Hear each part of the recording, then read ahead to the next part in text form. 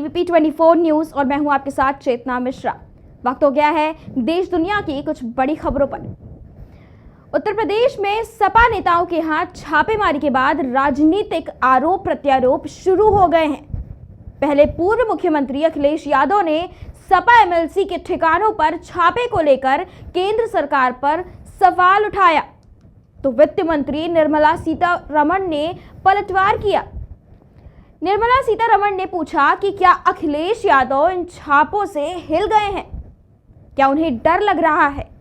क्या उनके इन कारोबारियों से रिश्ते हैं? दरअसल आईटी ने शुक्रवार को उत्तर प्रदेश के कानपुर, कन्नौज के साथ साथ लखनऊ और मुंबई में भी छापेमारी की। बताया जा रहा है कि ये छापे इत्र कारोबारी पुष्पराज जैन उर्फ पम्मी और मोहम्मद याकूब के ठिकानों पर मारे गए। पुष्पराज जैन समाजवादी पार्टी से एमएलसी हैं। इन्होंने हाल ही में अखिलेश यादव के हाथों समाजवादी इत्र लॉन्च कराया था। पुष्पराज कन्नौज में उसी इलाके में रहते हैं जहां पीयूष जैन का पुश्तैनी घर है। इन छापों पर सवाल उठाते हुए अखिलेश यादव ने मोदी सरकार पर निशाना भी साधा।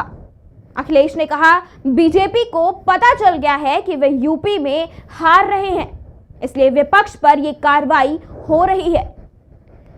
वित्त मंत्री ने अखिलेश यादव के आरोपों पर पलटवार किया। वित्त मंत्री ने कहा, जब प्रवर्तन एजेंसियां छापेमारी करती हैं तो उनके पास खुफिया जानकारी होती है। गया क्या? इसका मतलब क्या है? किसका डिपेंड कर रहे हैं आप? नहीं, गलत बंदे के घर में गए। अरे गलत बंदे के यहां इतना पैसा मिलता है तो गलती आपका है क्या? उनका नहीं है? Politicization of such a thing also, इसे मैं क्या समझूं? He is scared? Former Chief Minister of Uttar Pradesh Akhilesh Yadav ji क्या इससे हिल गए क्या? उनको डर लग रही है क्या? उनका इसमें कुछ इंटरेस्ट है क्या?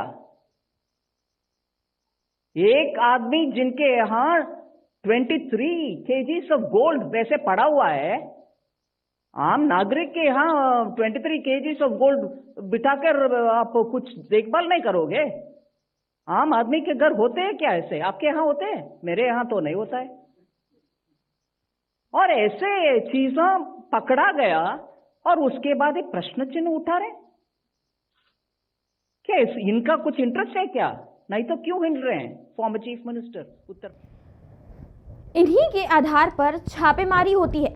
इसी तरह की इंटेल के बाद ही इत्र कारोबारी के यहाँ छापे मारे गए थे।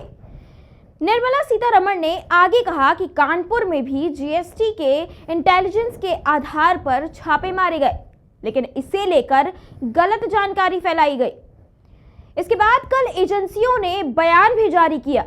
उन्होंने कहा, सर्च ऑपरेशन के दौरान क्या एजेंसियां खाली हाथ आईं? जो लोग इस कार्रवाई पर सवाल उठा रहे हैं उनसे पूछना चाहती हूं कि एजेंसियां क्या खाली हाथ लौटी?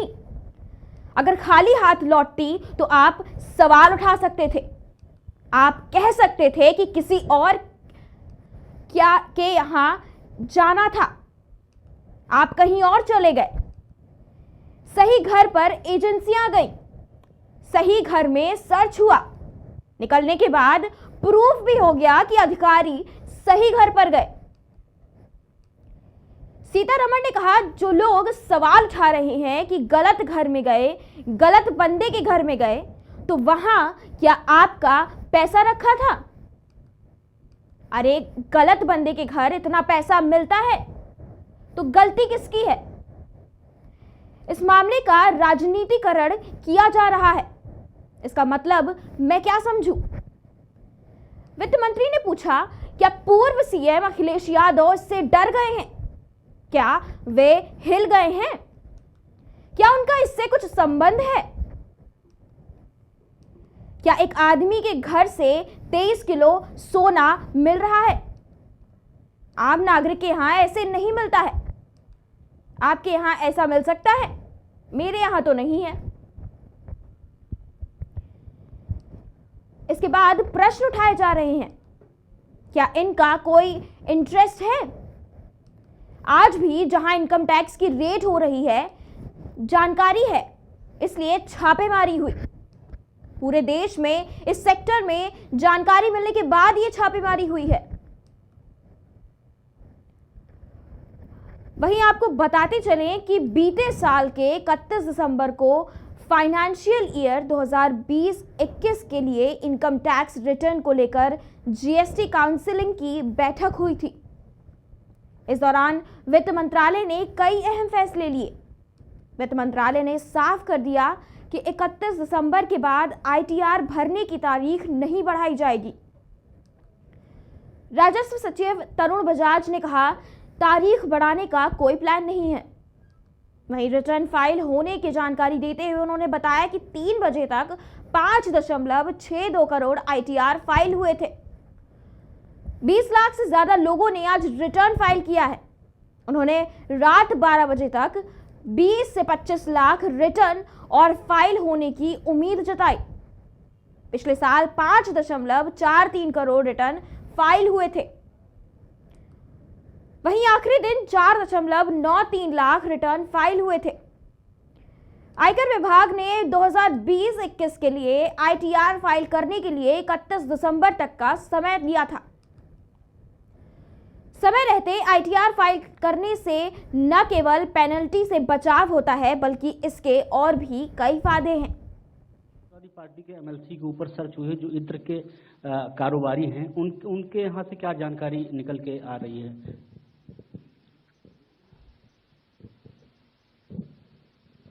लॉ एनफोर्सिंग एजेंसीज जब एक जगह पर छापा मारते हैं, am I right in English Hindi, intelligence उनके हाथ में रखे जाते हैं, जो एक्शनेबल इंटेलिजेंस कहते हैं हम।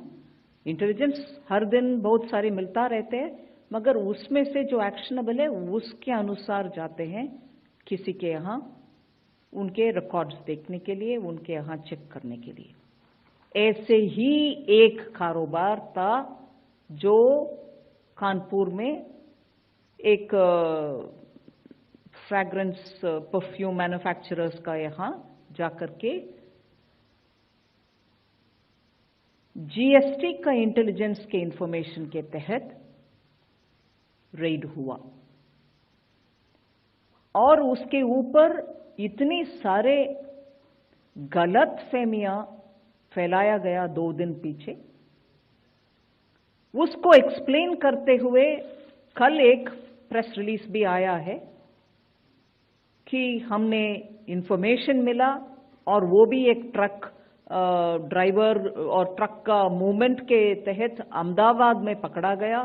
उसको आदित्य सिंह, ग्राम पंचायत सचिव, विकासखंड मंझनपुर, सभी क्षेत्रवासी, जनपदवासी एवं देशवासियों को नए साल की हार्दिक शुभकामनाएं देता हूं एवं ये कामना करता हूं कि नए साल का आने वाला प्रत्येक दिन आपके जीवन में ढेर सारी खुशहाली लाए। जय हिंद, जय भारत।